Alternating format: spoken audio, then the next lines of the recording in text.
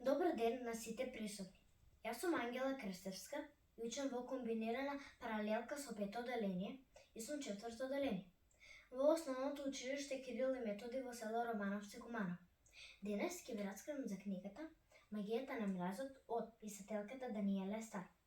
Главни ликови се Кора, Елетра, Маја, Клија и Селена. Утрата во Судбинец биле топли, но ово утро било посебно, бидејќи меловите ќе го имале првиот испит по предметот уметност на моките. Сите мелови се собрале во големиот амфитеатар и го поздравиле појавувањето на 4 професори: Зелос, Ирис, Еторе и Данај. Секој од меловите се поделиле на кралството на кој припаѓаат, но само Клија останала сама. На почетокот на часот Кора се покажала дека знае да направи коцка лед, додека Ерис љубоморно гледала.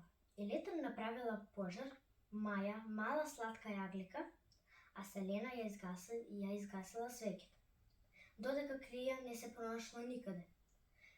Клија разочарана, таа отишла во библиотеката за потрага на книгата по историјата за моките и кралството.